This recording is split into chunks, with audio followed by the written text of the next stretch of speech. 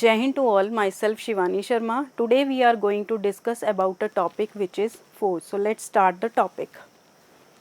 So firstly we will talk about the definition of the force. Force means there is a pull or a push or both.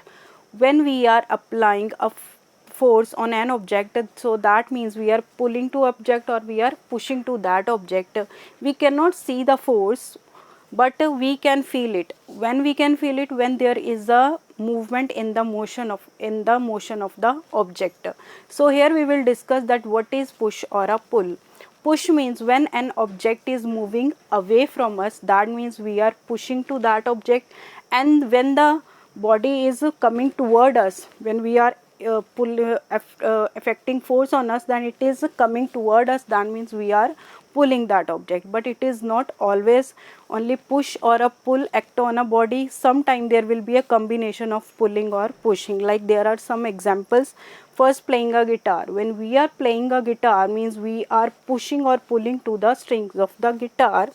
Scrubbing a floor. When we are scrubbing floor, pushing and pulling, both forces are applying on that. So there are many other examples are also. So coming to the next. Now here we will discuss about the exploring forces. Exploring forces means when the two forces act on a body in the same direction and there will be a movement in that object. See, there is one box and we are applying force from the same direction. And exploring force means more than one force when we are applying. Here are two forces, force 1 and force 2. From we are applying that forces in the same direction. So there will be a motion in the body of the object. So this is the unbalancing forces. Now we will discuss about the unbalanced force. When we are applying force on an object from both the directions, so net force will be the difference of both.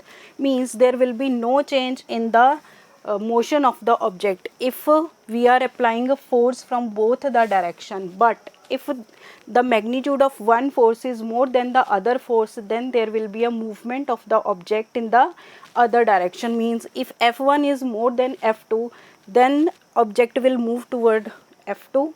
If F2 is more than F1, then object will move in that direction. So these are the unbalanced forces. Next we will talk about, same as we have discussed balanced and unbalanced forces. If we are applying force from the two different directions, if there will be a if one force is more than the other force, then object will move toward that direction. These are the different kinds of forces which we are applying on an object.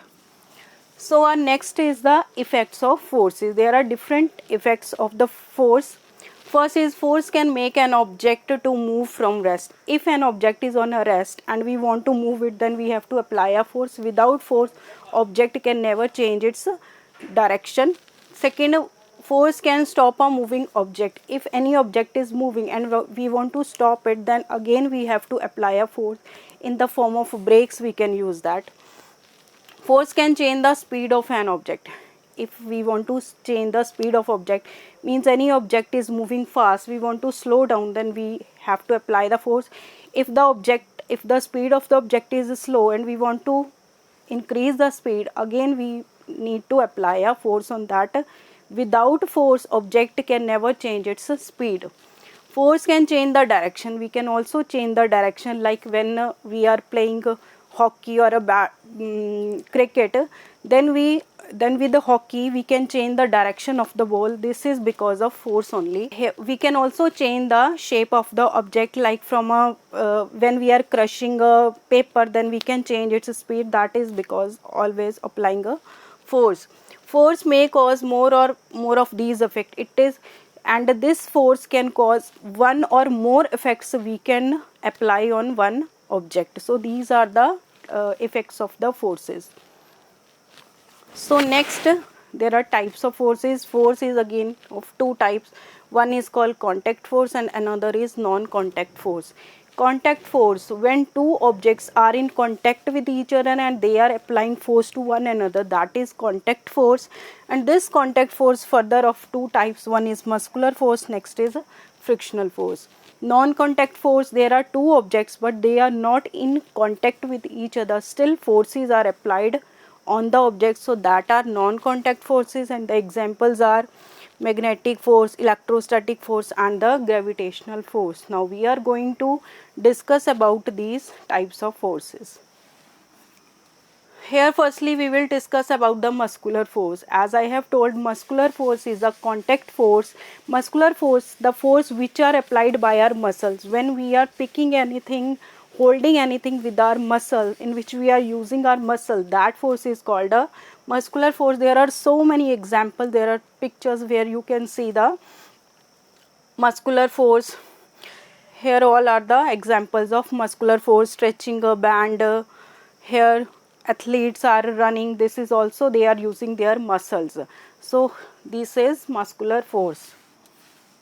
Next is the frictional force. Frictional force is that force which is applied on one object and it is the opposite force. When like I am moving on a floor, means the floor is also opposing me back. So when two objects are in contact with each other, then one object is applying force to the surface and surface is also giving one opposite force to me, that is a frictional force. Holding a pen, writing on a blackboard, these all are due to the frictional force, and frictional force is always opposite in the direction of the motion.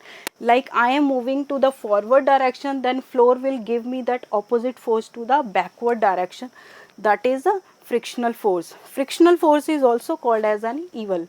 Why it is called an evil? Because when like machine is moving, this is also due to the frictional force, but after when it works so long time, then some parts of the machine turn off or it start producing heat, that is also because of the frictional force, which is one evil of the frictional force.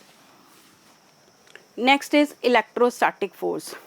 The electro means electrons and static means when electrons are on a rest position, then the force applied on that, it is called a electrostatic force, and this force is act between two charged bodies, in which one body is applying force to another and another will be attracted. For that I can show you, there is one very simple activity which students usually play. There are some paper bits in my hand and there is one scale. I am rubbing this scale with my hand. What happened? This scale is getting charged. When we are rubbing one object to another, it gets charged, and due to this charges, paper bits start attracting. You can see. So this is electrostatic force. So this is a type of non-contact force. Without touching, these paper bits attract toward the scale. That is non-contact force of electrostatic. Next is magnetic force. You all have seen the magnet. Magnet attracts some like a piece of iron, cobalt and nickel, and without touching those pieces, magnet attract those pieces toward itself, and that force is magnetic force. We all have seen. This is for today. Thank you.